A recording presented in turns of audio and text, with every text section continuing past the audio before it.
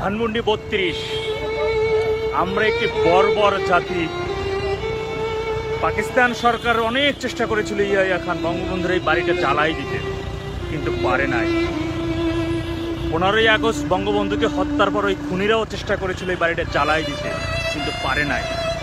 কিন্তু 24 সালে এসে বাড়িটাকে ছাই করে দেওয়া হয়েছে। আমরা কতটা নির্বোধ, কতটা বর্বর জাতি। জীবনের 57টা বছরের তোর এই দেশের জন্য বঙ্গবন্ধু জেল খাটছেন। বাংলাদেশ মানে বঙ্গবন্ধু।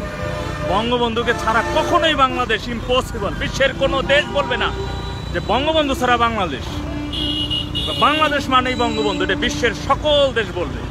আজকে দেখেন 24 সালে, সেদিনও আসছে এই 32 নম্বরে ভিতরে ঢোকার জন্য চেষ্টা করছি, পারিনি।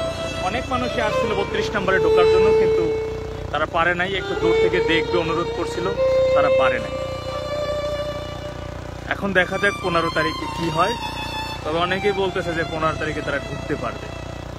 মানুষ কতটা হিংস্র, কতটা নেমুখারাম আর কতটা বর্বর জাতি হলে বাংলাদেশের প্রতিষ্ঠাতার বাড়িটা জ্বালাই দিতে পারে, ছাই করে দিতে পারে। আর এইগুলো যে সহ্য করে, তারা কখন আসলে কিভাবে সহ্য করে? কখনো এই দেশের জন্য আপনি কতটুকু ভালো করতে আসবেন? আপনি কি ভালো করবেন এই দেশের জন্য? এই মানুষটা তো আওয়ামী লীগের সম্পদ হতে পারে না। এই মানুষটা তো কোনো ব্যক্তির সম্পদ হতে পারে না, কোনো দলীয় সম্পদ হতে পারে না। এই মানুষটা তৎকালীন সময় 7.5 কোটি মানুষকে নেতৃত্ব দিয়েছেন।